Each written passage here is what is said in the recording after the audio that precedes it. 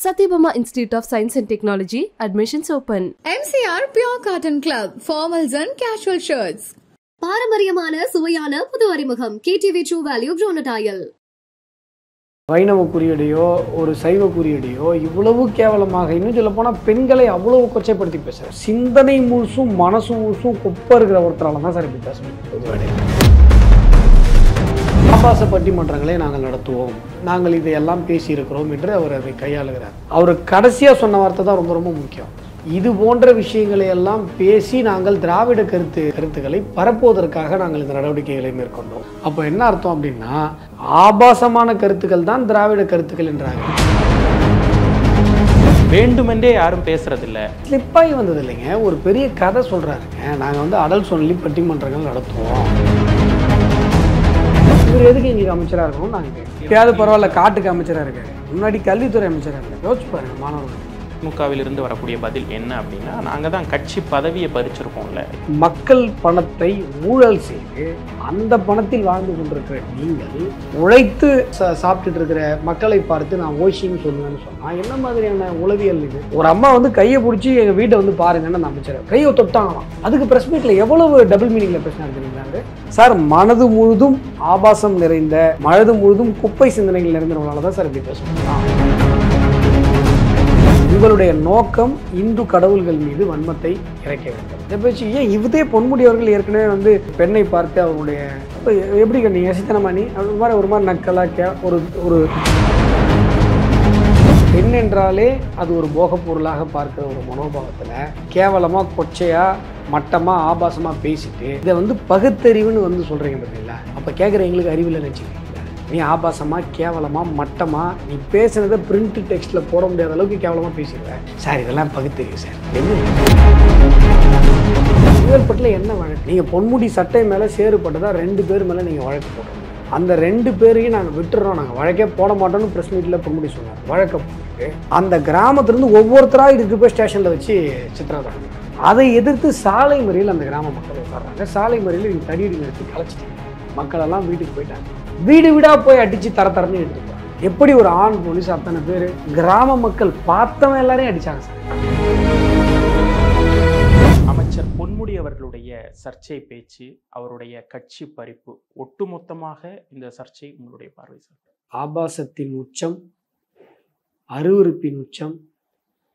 எப்பயுமே ஒரு ஆபாசமாக ஒரு பேச்சு பேசப்படும் பொழுது அந்த என்ன பேசினார்கள் அப்படின்னு நம்மளால் சொல்ல முடியும். இந்த மாதிரி ஆபாசமாக பேசிட்டாங்க, இவர் பேசினதை திருப்பி எடுத்தால கூட முடியல, எடுத்து சொல்ல கூட முடியல, ரீசைட் கூட பண்ண முடியல. பல பத்திரிகைகளும் கூட அவர் ஆபாசமாக பேசின விஷயத்தை செய்தி வெளியிடும் பொழுது அவர் என்ன பேசினார் என்பதை அச்சில் ஏற்ற முடியாத அளவிற்கு, தடுமாறுகிற அளவிற்கு ஒரு மிக கேவலமான கொச்சையான சைவம் வைணவத்தை பற்றியும் இந்து மத குறியீடுகள் பற்றியும் பெண்ணின் மாண்பை கொச்சைப்படுத்தும் விதத்திலும் அவர் பேசியிருக்கிறார். அதை ரொம்ப சர்வசாதாரணமாக பேசுகிறார். அதாவது இது ஒரு ஆபாசமானது, இது கொச்சையானது, அருவருப்பானது என்பது கூட அவர் உணர முடியாத அளவிற்கு அந்த ஆபாசம் அவருக்கு பழகி போயிருக்கிறது, ஊறி போயிருக்கிறது. இதில் பேக்ரவுண்ட் ஸ்டோரி ரொம்ப முக்கியம். இந்த கேவலமான கீழ்த்தரமான மட்டமான கருத்தை அவர் எங்கிருந்து கையாளுகிறார் அப்படின்னு சொன்னால், அவர் ப்ரொஃபஸராக பேராசிரியராக பணிபுரிந்து கொண்டிருக்கும் பொழுது திராவிட பேராசிரியர்களுக்கான ஒரு அமைப்பில் அவர் பொறுப்பு வகிக்கும் பொழுது திராவிட கூட்டங்களில் ஆபாச பட்டிமன்றங்களை நாங்கள் நடத்துவோம், அந்த ஆபாச பட்டிமன்றங்களில் நாங்கள் இதையெல்லாம் பேசியிருக்கிறோம் என்று அவர் அதை கையாளுகிறார். அவர் கடைசியாக சொன்ன வார்த்தை தான் ரொம்ப ரொம்ப முக்கியம். இது போன்ற விஷயங்களை எல்லாம் பேசி நாங்கள் திராவிட கருத்துக்களை பரப்புவதற்காக நாங்கள் இந்த நடவடிக்கைகளை மேற்கொண்டோம். அப்போ என்ன அர்த்தம் அப்படின்னா, ஆபாசமான கருத்துக்கள் தான் திராவிட கருத்துக்கள் என்றாகிறது. திராவிட கொள்கை என்பது இந்த மாதிரி ஆபாசமாக கொச்சையா அடல் சொல்லி பேச்ச பேசாது.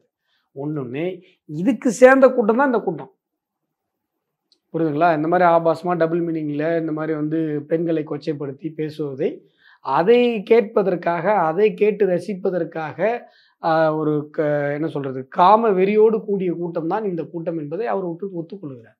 இது ஒரு பார்வை. 2வது பார்வை என்ன அப்படின்னு சொன்னால், அவரை கட்சியிலிருந்து தற்காலிகமாக நீக்கி வைத்திருக்கிறார்கள். இப்போ திராவிட கருத்துக்களை பரப்புவதற்காக நாங்கள் மேற்கொண்ட நடவடிக்கைகள் இவை என்று அந்த ஆபாச கருத்தை பொன்முடி அவர்கள் சொல்லுகிறார் என்று சொன்னால், உங்களுடைய கருத்தியலே ஆபாசத்தில் கட்டமைக்கப்பட்டது. ஆபாசத்தில் கட்டமைக்கப்பட்ட உங்கள் கட்சியிலேயே அவர் பொறுப்பில் இருக்க முடியாது என்று சொன்னால் தமிழக மக்கள் எங்களுக்கு எப்படி அவர் அமைச்சராக இருக்க முடியும்? இந்த கேள்வி எழுகிறது. இன்றைக்கு நான் புகார் அளித்திருக்கிறேன் கமிஷனர் அலுவலகத்தில். காவல்துறை நடவடிக்கை எடுக்க வேண்டும். காவல்துறையும் நீதித்துறையும் எந்த மதம் பாதிக்கப்பட்டாலும் அதற்கு ஒரே மாதிரியான நடவடிக்கைகள் இருக்கும் என்பதை மக்களுக்கு அந்த justice should be manifested and மக்களுக்கு அந்த நம்பிக்கை ஏற்படுத்தும் என்று நான் நம்புகிறேன். அவர் மீது ஏதேனும் தனிப்பட்ட முறையில் ஏதாவது புகார்கள் ஏதோ வந்திருக்கா இதுவரை? நாங்கள் நீங்க கொடுத்துருக்கீங்க இதுக்கு முன்னாடி இதுக்கு முன்னாடி கூட 2-3 இடத்துல கொடுத்துருக்காங்க. இது சார் புகாரே இல்லைன்னாலும் சூமோட்டோ அடிப்படையில் காவல்துறை நடவடிக்கை எடுத்திருக்க வேண்டும். அதனால தான் நான் ஒரு 4-5 நாள் வெயிட் பண்ணேன். காவல்துறை எஃப்ஐஆர் பதிகிறதா? இந்த காவல்துறை திமுகவினுடைய ஏவல் துறையாக இருக்கிறது என்பதை நாங்கள் பல நேரங்களில் சொல்லிக் கொண்டிருக்கிறோம். அதற்கு இது ஒரு மிகப்பெரிய உதாரணமான ஒரு காட்சியாக அமைந்துவிட்டது. இதே பொன்முடி அவர்கள் ஏவினார் என்பதற்காக விழுப்புரம் பக்கத்தில் இருவேல்பட்டு கிராமம் சார் அணைய நீங்கள் அறிவில்லாமல் திறந்து விட்றீங்க. அதில் அந்த கிராமம் பாதிக்கப்படுது. அந்த கோபத்தில் ஏதோ நடக்குது. நீங்கள் உங்கள் சட்டையில் 2 செட்டு சேறு போட்டுருச்சு, அவ்வளோதான். அதுக்கு அந்த கிராமத்தையே சூறையாடினாங்களே சார் இந்த காவல்துறை. பெண்களை அவ்வளவு மோசமாக தகாத இடங்களில் தொட்டு தரன்னு எடுத்துகிட்டு போனாங்களே. அதையும் இந்த தமிழ் சமூகம் இந்த பொது புத்தி எல்லாம் வேடிக்கை தானே பார்த்துட்டு இருக்குது. அவ்வளவு பெரிய அப்பட்டமான ஒரு மனித உரிமை மீறல், பெண் உரிமை மீறலை இந்த சமூகம் வேடிக்கை பார்த்துட்டு இருந்தது. அன்னைக்கு பொன்முடி ஏவியதற்காக வந்து வெறியாட்டம் போட்ட இந்த காவல்துறை பெண்முடி ஒரு தவறு செய்யும்போது அவர் மீது நடவடிக்கை எடுப்பதற்கு 5 நடுங்குகிறது. பார்ப்போம், ஒரு வாரம் பார்ப்போம். இல்லை நான் டைரக்ஷன் போயிடுவேன். டைரக்ஷன் போய் கோர்ட் என்ன சொல்லுதுன்னு பார்ப்போம். ஏன்னா நூபூர் சர்மா வழக்கில் சுப்ரீம் கோர்ட் சொல்லியிருக்கு. அது எல்லா மதத்துக்கும் பொருந்தும் என்று நான் நம்புகிறேன். உயர்நீதிமன்றம் என்ன சொல்லுன்னு பார்ப்போம். சட்ட அமைச்சர் ரகுபதி அவர்களுடைய ஸ்டேட்மெண்ட் அந்த சர்ச்சைக்கு ஒட்டிய ஒரு ப்ரெஸ் மீட் கொடுக்குறாரு. அதில் வந்து வேண்டுமென்றே யாரும் பேசுறதில்ல, ஸ்லிப்பாகி ஏதாவது வார்த்தைகள் தவறி இருக்கலாம். ஸ்லிப்பாகி வந்தது இல்லைங்க, ஒரு பெரிய கதை சொல்கிறாருங்க. நாங்கள் வந்து அடல் சொல்லி பட்டிமன்றங்கள் நடத்துவோம். அந்த பட்டிமன்றத்தில் இந்த கருத்தை நாங்கள் பேசுவோம். இப்போ இருக்கிற இளைஞர்களுக்கெல்லாம் இந்த சீரிய அரிய பெரிய கருத்துக்கள்லாம் தெரியாமல் போச்சு. எவ்வளோ கேவலமான இது பாருங்கள். இதெல்லாம் தெரிஞ்சுக்கணுமா வேறு இளைஞர்கள்? இந்த கேவலமான கேடுகட்ட மட்டமான கருத்தை இப்போ இருக்கிற இளைஞர்கள் தெரிஞ்சுக்காமல் போயிட்டாங்க. இப்படிலாம் நாங்கள் பேசி தான் திராவிட இயக்கங்களை வளர்த்தோம். இதில் என்ன சார் டங்கு ஸ்லிப் ஆகுது? ஒரு வார்த்தையா, 2 வார்த்தையா, ஒரு வரியா? அவர் சொல்கிறது ஒரு பெரிய கதை சார். அதில் என்ன டங்கு ஸ்லிப் ஆகுது? இதுதான் திராவிடம், இப்படித்தான் திராவிடம் வளர்க்கப்பட்டிருக்கிறது. அதைத்தான் பொன்முடி சொல்லியிருக்கிறார். புரியுதுங்களா? இப்போது நீங்கள் வந்து ஒரு வைணவ குறியீடையோ ஒரு சைவ குறியீடையோ இவ்வளவு கேவலமாக, இன்னும் சொல்ல போனால் பெண்களை அவ்வளவு கொச்சைப்படுத்தி பேசுகிறார் சார். சிந்தனை முழுசும் மனசும் முழுசும் குப்பை இருக்கிற ஒருத்தரால தான் சார் இப்படி பேச முடியும் பொது மேடையில். அந்த மேடையிலே அவர் என்ன சொல்கிறாரு? பெண்கள் எல்லாம் அமர்ந்திருக்கிறீர்கள்னு சொல்கிறார். பெண்கள் எல்லாம் அமர்ந்திருக்கிற ஒரு பொது மேடையில் ஒரு ஊடகங்கள் பார்த்து கொண்டிருக்கிறது. இப்போ இருக்கிற சோசியல் மீடியாவுடைய இதை பற்றி நல்லா தெரியும். நாம் சொல்கிற கருத்து உடனடியாக பல இடங்களில் சென்று சேரும் என்று தெரிந்தும் கூட ஒரு பொது இடத்துல ஒரு மனிதனால் இப்படி பேச முடியும்னு சொன்னால் மனது முழுதும் ஆபாச குப்பைகள் நிறைந்த ஒருத்தரால் தான் இப்படி பேச முடியும். இவர் எதுக்கு எங்களுக்கு அமைச்சராக இருக்கணும்னு நாங்கள் கேட்குறோம். கட்சி சார்பாக நம்ம இந்த ஒரு கேள்வி எப்பயாவது பரவாயில்ல, காட்டுக்கு அமைச்சராக இருக்காரு, முன்னாடி கல்வித்துறை அமைச்சராக இருந்தார். யோசிச்சு பாருங்க மாணவர்களுடைய நிலைமை.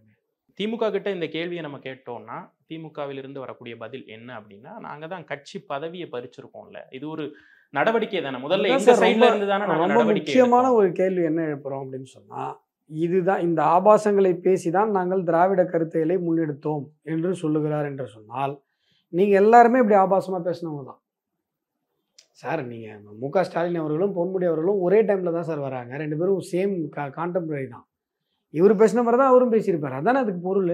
ஏன் அவர் பேசியிருக்காரு இந்து திருமணங்களுக்கு கொச்சையான அர்த்தங்களை, புனைவு கருத்துக்களை மு.க. ஸ்டாலின் இதே மாதிரி பேசியிருக்காரு. நீங்களும் இப்படி பேசினவங்க தான். ஏன் உதயநிதி ஸ்டாலின் கொச்சையாக பேசியிருக்காரு. இப்படி பல நேரங்களில் நீங்கள் இப்படித்தான் பேசியிருக்கிறீர்கள். இதுதான் உங்கள் கட்சியினுடைய அடிப்படை. அப்படிப்பட்ட ஆபாசத்தை அடிப்படையாக கொண்ட உங்கள் கட்சிக்கே அவருக்கு வந்து தகுதி இல்லைன்னு சொன்னால் மக்களை ஆளுகிற தகுதி எப்படி வந்ததுன்னு கேட்குறோம். எங்களுடைய தமிழ் சமூகத்திற்கு அமைச்சராக இருக்கிற தகுதி எங்கே இருந்து வந்தது? அமைச்சர்ந்து நீக்குங்க, அப்போ தான் நம்புவோம். அப்போ தான் அது மக்களுக்கு வந்து ஒரு சரியான ஒரு தீர்வாக இருக்க முடியும். இப்படிப்பட்டவரை நீங்கள் அமைச்சர்களை வச்சுக்கிட்டு நீங்கள் எப்படி வந்து நீங்கள் என்ன மதிக்கிறீங்க தமிழ் சமூகத்தை? இந்த கேள்வி எழுதுகிறது இல்லை. இப்போ இதுக்கு முன்னாடி வந்து அமைச்சர் ராஜகண்ணப்பன் அவர்கள் வந்து ஒரு சர்ச்சையில் வந்து சிக்கினார். அது ஒரு கைண்ட் ஆஃப் கேஸ்ட் டிஸ்கிரிமினேஷன் அப்படிங்கிற ஒரு புகாரில் சிக்கினப்போ கூட அவருக்கு வந்து அமைச்சர் பதவி, அதாவது அவர் துறை இலாக்கா மாற்றம் தான் பண்ணாங்க. ஸோ இது தொடர்ந்து திமுகவில் இந்த மாதிரி அமைச்சர் பதவிகளை விட்டு அவங்க அதை டீப்ரமோட் பண்ணுறாங்களே தவிர, இல்லை வேற ஏதாவது மாற்றி விடுறாங்களே தவிர பதவி பறிக்கப்படலையே. சார் இவர் ஏற்கனவே பேசி இந்த மாதிரியான தவறுகள் பண்ணதால்தான் இப்போ வனத்துறை வந்தார். முன்பு வந்து கல்வித்துறை இருந்தது இல்லையா, இப்போ வந்திருக்காரு. இது வந்து இவர் முதல் தடவை கிடையாது பேசுறது. தொடர்ந்து இவர் இப்படித்தான் பேசி கொண்டிருக்கிறார். வந்து பெண்களை வந்து ஓஷி ஓஷி, அதாவது அந்த ஓஷிங்கிற வார்த்தை ஒன்று, அதில் அவர் காட்டின இந்த அருவருப்பான உடல் மொழி இருக்குது பார்த்தீங்களா, அதுதான் மக்களுக்கு வந்து ஒரு மிகப்பெரிய ஒரு கொதிப்பை ஏற்படுத்தியது. நீங்கள் வந்து மக்கள் பணத்தை வந்து ஊழல் செய்து, செம்மண் ஊழல் பெண்டிங்கில் தான் சார் இருக்குது. உங்கள் மேலே 2 கேஸ் பெண்டிங்கில் தான் இருக்குது. நீங்கள் உச்சநீதிமன்றத்தில் போயிட்டு நீங்கள் வந்து ஒரு ஸ்டே வாங்கியிருக்கீங்க. ஆனால் இங்கே வந்து நீங்கள் குற்றவாளி என்று சொன்னது தான். இன்னும் நீங்கள் ஃபைனல் வெர்டிக்ட் சுப்ரீம் கோர்ட்டில் வாங்கிட்டு வரல. இன்னொரு கேஸ் அப்படியே இருக்குது பெண்டிங். நீங்கள் வந்து மக்கள் பணத்தை ஊழல் செய்து அந்த பணத்தில் வாழ்ந்து கொண்டிருக்கிற நீங்கள் உழைத்து சாப்பிட்டுட்டு இருக்கிற மக்களை பார்த்து நான் ஓஷின்னு சொல்லுவேன்னு சொன்னால் என்ன மாதிரியான உளவியல் இது? என்ன மாதிரியான மனநிலையில் அவர் மக்கள் அணுகிறாரு? நீங்கள் ஏற்கனவே பார்த்துருப்பீங்க, ஒரு வீடியோவில் வந்து சிஎம்க்கு வந்து ஃபோன் பண்ணி கொடுப்பாரு. அப்போ வந்து ஒரு பெண்மணி ஏதோ பேசுவார். அப்போ அவருடைய உடல் மொழியை அவர் காட்டினாச்சு அப்படி ஒரு மாதிரி. நான் எல்லாம் அடிமைகளா? இதே நீங்கள் இருவேல்பட்ட விஷயத்தை எடுத்துக்கோங்க. மக்களை அவ்வளவு கேவலம், அதாவது ஒரு அம்மா வந்து பாதிக்கப்பட்டவங்க, ஒரு மழை வெள்ளத்தில் கழுத்தளவு தண்ணியில் எந்த விதமான அறிவிப்பும் இல்லாதான் அந்த மக்களுக்கு போகும். 4:30 மணிக்கு விடிய காலையில் 4:30 மணிக்கு கலெக்டர் ஆஃபீஸ் மூழ்குது. அது இருவேல்பட்டு காலையில் 7:30 மணிக்கு தான் மூழ்குது. கலெக்டர் ஆஃபீஸ் மூழ்கினதுக்கப்புறம் எங்களுக்கு தகவல் இருந்தால் கூட நாங்கள் குழந்தைங்களையும் முதியோர்களையும் டக்குன்னு மேட்டான பகுதிக்கு எடுத்துகிட்டு போயிருப்போமே. எங்களுடைய பொருட்களை குறைந்தபட்சம் நாங்கள் காப்பாற்றிருக்கோமே. குழந்தைங்களுடைய பாட புத்தகத்தையாவது நாங்கள் காப்பாற்றி வச்சுருப்போமே. இதுதான் அந்த மக்களுடைய கோபம். ஒரு அம்மா வந்து கையை பிடிச்சி எங்கள் வீட்டை வந்து பாருங்கன்னு அந்த அமைச்சர் கையை தொட்டாங்களாம். அதுக்கு ப்ரெஸ் மீட்டில் எவ்வளவு டபுள் மீனிங்கில் பேசினார் தெரியுங்களா? அவர் ஒரு சாதாரண ஒரு பொதுமக்களில் ஒரு பெண்ணை வந்து அப்படி கொச்சையாக ஒரு அமைச்சர் பொதுவெளியில் பேசுகிறாருன்னு சொன்னால், சார் மனது முழுதும் ஆபாசம் நிறைந்த, மனது முழுதும் குப்பை சிந்தனைகள் நிறைந்தவங்களால தான் சார் இப்படி பேச முடியும். சாதாரண ஒரு மனநிலை இருக்கவங்க இப்படி பேச முடியாது. அவருடைய வயது என்ன? அவர் வகித்த இந்த அமைச்சர் இந்த பதவியெல்லாம் விட்டுருங்க, ஒரு ப்ரொஃபஸர். அப்போ அவர் ப்ரொஃபஸராக இருக்கும்போதே ஆபாச பட்டிமன்றத்தில் தான் பேசியிருக்காருன்னும் போது அப்படி தானே அவர் வளர்ந்துருக்காரு. அதனால தான் மக்கள் இன்றைக்கி என்ன சொல்கிறோம், இப்படிப்பட்ட சிந்தனை உள்ளவர் எப்படி வந்து அமைச்சராக இருக்க முடியும்? பெண்களுக்கும் அவர் தானே அமைச்சர், எப்படி பெண்களால் அதை ஏற்றுக்கொள்ள முடியும்? இதான் இப்போ நிற்கிற ஒரு மிக முக்கியமான கேள்வி தான். இதுக்கு முன்னாடி நடந்த நிறைய சொற்பொழிவுகளில் இந்த மாதிரியான ஒரு சர்ச்சைகள்லாம் வர்றப்ப அவங்க கொடுத்த விளக்கம், இது திகாவாகட்டும் இல்லை பேசிய திமுக சார்பு நபர்களாகட்டும், அவங்க சொன்னக்கூடிய பதில் என்னன்னா, வேதத்துல சமஸ்கிருதத்துல இருந்தது, அதை நாங்கள் டிரான்ஸ்லேட் பண்ணி தமிழ்ல சொல்றப்ப இது எங்க இருக்கு? நின்றுக்கிட்டது படுத்துக்கிட்டதுன்னு சொல்லி இப்போ பட்ட போகிறது நாம போகிறது நீங்கள் அதோட கம்பேர் பண்ணுறீங்கன்னா உங்கள் மனசு முழுசும் ஆபாச குப்பைகள் நிறைந்திருக்குன்னு தானே அர்த்தம். இது எங்கேருந்துமே சைட்டேஷன் இல்லையே. நான் வந்து அவங்க என்ன சொல்கிறாங்கன்னா, சார் சைட்டேஷனே ஃபேக்காக காட்டுவாங்க. அவங்க என்ன பண்ணுவாங்கன்னா, ஒரு இந்து இலக்கியத்தை பற்றி ஒரு மனு ஸ்ருதியை பற்றி வீரமணி எழுதின புக்கை கொண்டு ரெஃபரன்ஸில் காட்டுவாங்க. இப்போ வீரமணியை பற்றி நான் ஒரு புக்கு போடுறேன்னு வைங்களேன், அதை ஒத்துப்பாங்களா? சார் உனக்கும் எனக்கு எதிரெதிரில் கருத்தியல் சிந்தனை கொண்டவங்க நாங்கள். நான் ஒரு எக்ஸ்ட்ரீமில் இருக்கேன், நீங்கள் ஒரு எக்ஸ்ட்ரீமில் இருக்கீங்க. உங்களை பற்றின ஒரு எடை போடுதலை நான் சொல்லும்போது நீங்கள் ஏற்றுக்கொள்ள மாட்டீங்க. உங்களுடைய நோக்கம் இந்து கடவுள்கள் மீது வன்மத்தை இறைக்க வேண்டும். உங்களுடைய நோக்கம் வன்மத்தை தூவ வேண்டும். இந்துவிலிருந்து மற்றவரை மதம் மாற்றுவதற்காக துவங்கப்பட்ட இயக்கம் திராவிடர் கழகம். அப்போ உங்களுடைய நோக்கம் கேவலமானது, உங்களுடைய நோக்கம் குற்றமனம் நிறைந்தது. அப்போ நீங்கள் எப்படி சொல்லுவீங்க? தப்பாக தான் சொல்லுவீங்க. அந்த சைட்டேஷனை காட்டுவாங்க. நீங்கள் அருமையாக கேட்டீங்க. அப்படிப்பட்ட விஷயம் கூட இல்லை. இது எந்த விதத்திலும் இதை வந்து மறுக்கவோ மறைக்கவோ திரிக்கவோ முடியாத அளவிற்கு மிக மிக மோசமான கொச்சையான ஒரு கருத்து. அதனால தான் கனிமொழி அவர்களே என்ன பண்ணுறாங்கன்னா, இல்லை இவர் பேசுனது தப்பு அப்படின்னு சொல்லி எந்த சூழலிலும் ஏற்றுக்கொள்ள முடியாதுன்னு. ஏன்னா அவங்க ஒரு பெண்ணாக என்னதான் அவங்களும் திராவிடர் கருத்தியிலிருந்து வந்தாலும் அவங்க ஒரு பெண்ணாக யோசிக்கும் போது இது அருவருப்பை தருகிறது. அதனால் அவங்க வந்து அதை சொல்லியிருக்காங்க. அது நியாயமான கருத்தும் கூட. பொன்முடி அவர்கள் தார்மீகமாக கனிமொழி அவர்கள் சொன்ன உடனேயே பதவி விலகி இருக்கும். இன்னும் அவர் தொடர்கிறார் என்று சொன்னால் அதுவே தவறான ஒரு என்ன சொல்கிறது, இட்ஸ் நாட் அ எத்திக்ஸ் இல்லைங்களா? மன்னிப்பு அறிக்கை விட்டுருக்காரு. மன்னிப்பு சரி, இப்போ நீங்கள் வந்து ஒரு கொலை பண்ணிடுறீங்க, மன்னிப்பு கேட்டால் விட்டுடலாமா? சட்டப்பூர்வமான குற்றம் சார். இன்றைக்கி நான் ப்ரெஸ் மீட்டில் என்னென்ன பிரிவுகளின் கீழாக இவர் பண்ணது சட்டப்பூர்வமாக தவறு அப்படின்னு சொல்லி 8, 9 பிரிவுகளை படித்து காட்டுறேன். சட்டப்பூர்வமான தவறு மன்னிப்பு கேட்டால் இப்படி வந்துடும். அப்படி பார்த்தா நீங்கள் வந்து பாஜகக்காரங்க எதுவுமே பண்ணாமல் சாதாரணமாக ஃபேஸ்புக்கில் ட்விட்டு போட்டதுக்கெல்லாம் நீங்கள் மன்னிப்பு கேட்டு மன்னிப்பு வாங்கிட்டு விட்டீங்களா? எத்தனை பேரை நீங்கள் அரெஸ்ட் பண்ணி எத்தனை நாள் ரிமாண்ட் பண்ணீங்க? இப்போ உங்களுக்கு மட்டும் எப்படி? அதாவது சட்டம் என்பது அனைவருக்கும் சமம் என்பது உண்மைதானே? அதை நீங்களும் நானும் நம்புகிறோம்ல. அப்போ அமைச்சருக்கு மட்டும் எப்படி மன்னிப்பு தண்டனையாக மாறிவிடும்? அப்படியே உயர்நீதிமன்றத்துக்கு போய் மன்னிப்பு கேட்கணும். அப்படின்னா கூட ஒரு கேள்வி எழுது, நீதிமன்றம் அமைச்சரிடம் மன்னிப்பு வாங்கிட்டு விட்டுரும், சாதாரண மனிதனை தண்டிக்குமா என்கிற கேள்வி வரும். அதுதானே சட்டத்தின் ஆட்சிங்கிறதா தானே, ரூல் ஆஃப் லாங்கிறதா தானே, ஈக்குவாலிட்டிங்கிறதா தானே? இதெல்லாம் இப்போ கேள்வியாக எழுகிறது. மக்கள் சிந்திக்கிறார்கள். ஒரு பக்கம் அமைச்சர் பொன்முடி அவர்களுடைய சர்ச்சையை பற்றி எறிகிற அதே வேளையில் அமைச்சர் துரைமுருகன் அவர்கள் ஒரு பொதுக்கூட்டத்தில் பேசினது மாற்றுத்திறனாளிகளை அவமானப்படுத்தும் விதத்தில், அதுக்கும் உடனடியாக அவர் நிபந்தனையற்ற வகையில் நான் மன்னிப்பு கோர்றேன், கலைஞருடைய வளர்ப்பில் இருந்த நானே ஏதோ பேச்சு வேகத்தில் அப்படி பேசிட்டேன், மன்னிச்சிருங்க அப்படின்னு சொல்லிட்டு அறிக்கை கொடுத்துருக்காரு. இது எதை நோக்கி போகுது? ஏன்னா சீனியர் அமைச்சர்கள் நிறைய பேர் இந்த மாதிரியான வார்த்தைகளால் மட்டும் மாற்றுத்திறனாளிகளை காயப்படுத்தவில்லை, வாழ்க்கை அளவிலும் அவர்களை காயப்படுத்தி கொண்டுதான் இருக்கிறார்கள். மாற்றுத்திறனாளிகள் போராடும் பொழுது அவர்களை மனிதத்தன்மையற்ற விதத்தில் இந்த அரசு அணுகியது. பல நேரங்களில் போராடியவர்கள் ஊருக்கு வெளியில் போய் அனாதையாக விட்டுட்டு வரப்பட்டாங்க. வழி தெரியாமல் அவங்க பார்வை மாற்றுத்திறனாளிகளை சொல்கிறேன். இப்படி பலரையும் வஞ்சித்து கொண்டிருக்கிறது. இதற்கெல்லாம் தேர்தலில் மக்கள் பாடம் கற்பிப்பாங்க. இவர் துரைமுருகன் அவர்கள் பேசியது மன்னிப்பினால சரியாகக்கூடிய விஷயம் கிடையாது. எப்படி ஒரு அமைச்சராக இருக்கக்கூடிய நீங்கள், இத்தனைக்கும் ஒரு சீனியர் அமைச்சர் என்று வரிக்கு வரி வார்த்தைக்கு வார்த்தை மாறு தட்டி கொண்டிருக்கிற நீங்கள், அதை கூட பெருமையை பாருங்கள். பரம்பரையாக அடிமைகளாக இருப்பதை ஒரு மூத்த அமைச்சர் பெருமையாக சொல்கிறார். நான் கருணாநிதி அவர்களை பார்த்தேன், அடுத்து ஸ்டாலின் அவர்களை பார்க்குறேன், அடுத்து இன்பநிதி முதலமைச்சரானாலும் நான் உதயநிதி அமைச்சரானாலும் நான் பார்ப்பேன் அப்படின்னு சொல்கிறேன். இன்பநிதி சொன்னது வேற ஒருத்தர். இப்படி அடிமைகளாக இருப்பதையே ஒரு அகங்காரமாக சொல்லக்கூடிய நிலைக்கு அவர்கள் தள்ளப்பட்டிருக்கிறார்கள். இது இந்த பேச்சும் ஏற்றுக்கொள்ள முடியாது. இந்த பேச்சு ஏன் இதே பொன்முடி அவர்கள் ஏற்கனவே ஒரு பெண்ணை பார்த்து அவருடைய சாதி பேரை சொல்லி நீங்கள் ஒரு இலகாரமாக பேசுனதை நீங்கள் பார்த்துருப்பீங்க. இதெல்லாம் என்ன மாதிரியான மனநிலை? அது அண்டர் பிசிஆர் இல்லையா? ஆமாம்.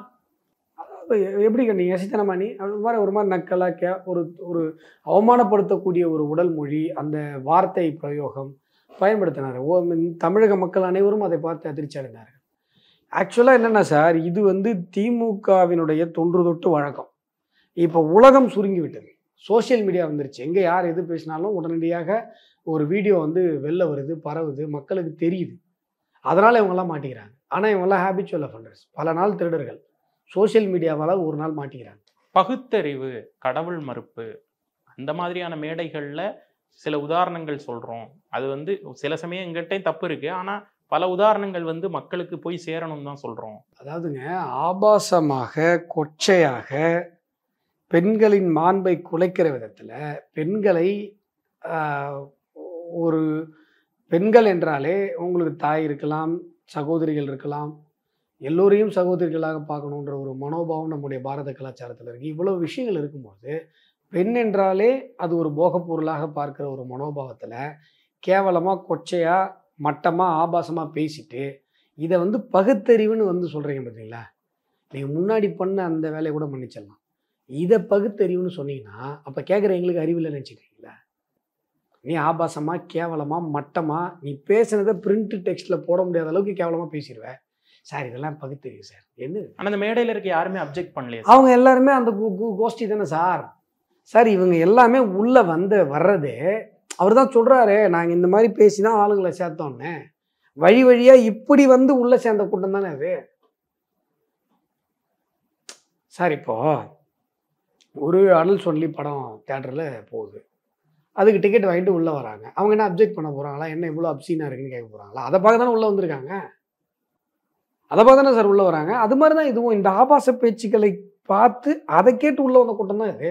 இப்போ கருப்பர் கூட்டம் யூடியூபுடைய அந்த கந்தசஷ்டி கவச சர்ச்சையை நம்ம பார்த்தோம். அப்போ எவ்வளோ பெரிய எதிர்ப்பு கிளம்பிச்சு. அப்போ திமுக ப்ரெஸ் மீட்லாம் கொடுத்தாங்க. எங்களுடைய கட்சியிலே 75% இந்துக்கள் தான் இருக்காங்க, எங்களை இந்து விரோதியாக காட்டுறாங்க அப்படிங்கிற மாதிரியான ப்ரெஸ் மீட்லாம் அந்த எதிர்ப்பு பயங்கரமாக இருந்து. பட் இதுக்கு இப்போ நீங்கள் கொடுத்துருக்கீங்க, இதுக்கு வெகு சில எண்ணிக்கையில் அந்த எதிர்ப்புங்கிறது ரொம்ப கம்மியாக இருக்கு சார். அமைச்சருங்கிறதுனால அப்படி இருக்கா?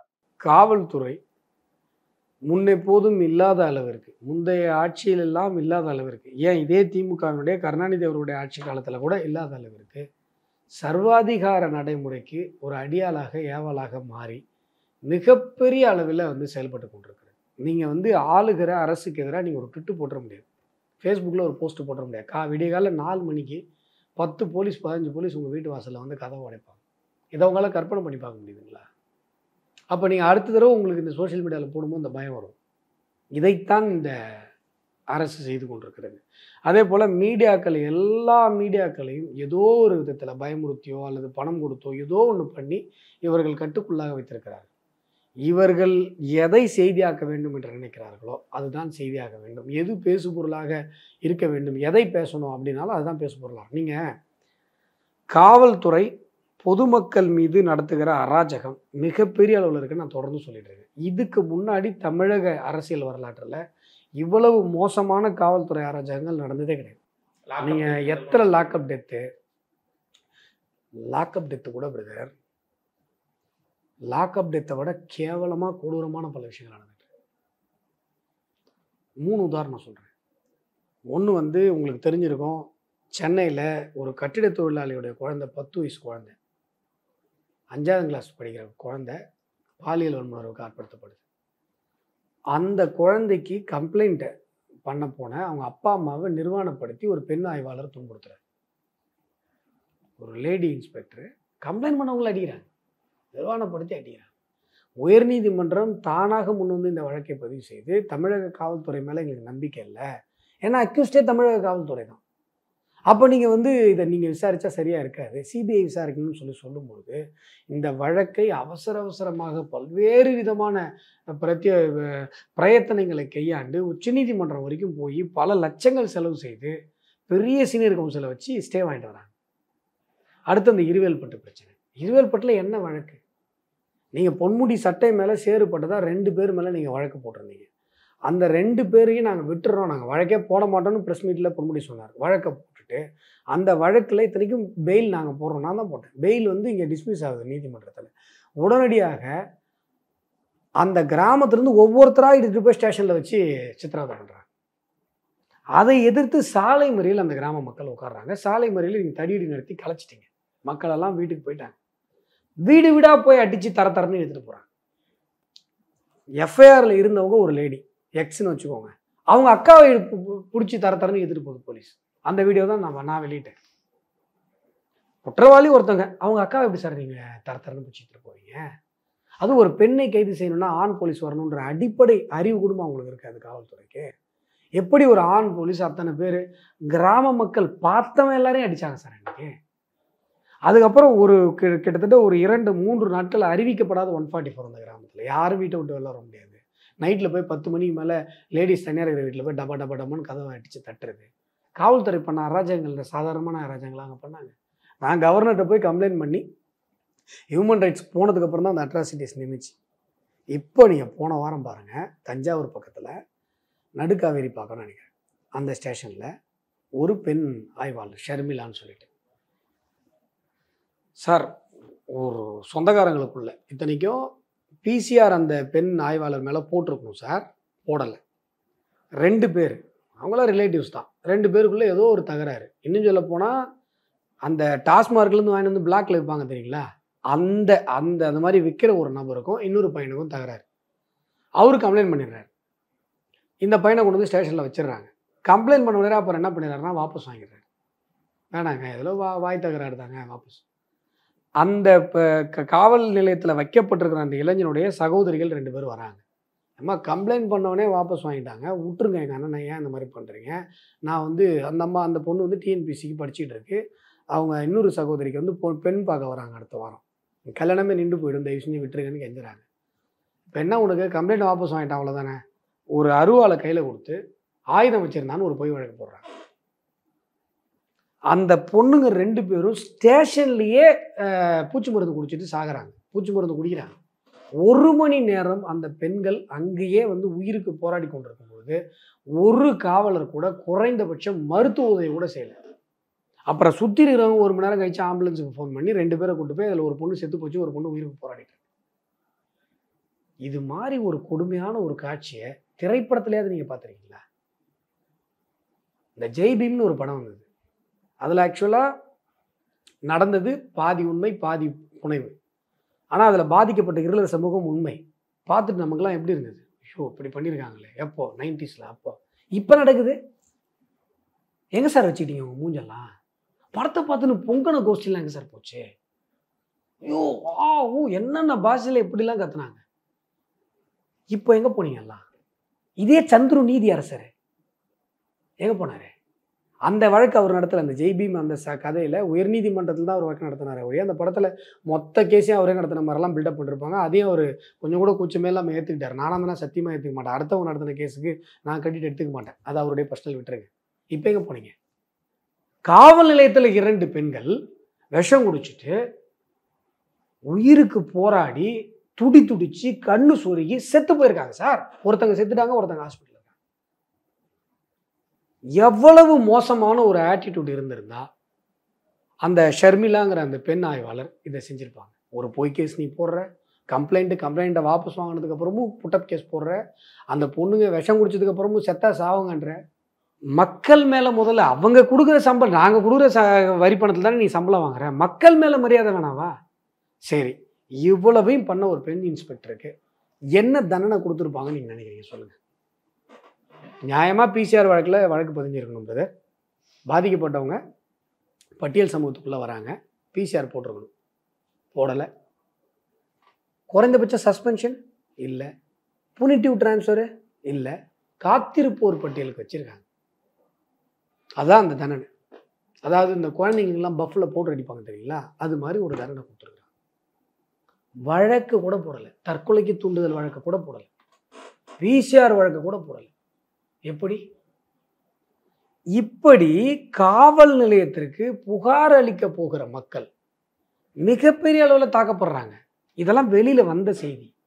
எல்லா நாளொரு மேனியும் பொழுதொரு வண்ணமுமாக வழக்கறிஞர்கள் தாக்கப்படுகிறார்கள். பொதுமக்கள் கம்ப்ளைண்ட் கொடுக்க போறோன்னு தாக்குறாங்க. கஞ்சா விற்கிறவன், திருடுறவன், பட்டப்பகலில் கொலை பண்ணுறவங்களாம் பார்த்தா போலீஸ் பயப்படுது. இவங்களுக்கெல்லாம் போலீஸ் மேலே பயம் இல்லை. போலீஸை பார்த்து இன்றைக்கி யார் பயப்படுறான்னா, சாதாரணமாக என் வீட்டில் திருடு போச்சு சார், செயினை ஸ்நாச் பண்ணிட்டாங்க சார், கம்ப்ளைண்ட் பண்ண போகிறான் பாருங்க, அவன் பயப்படுறான்.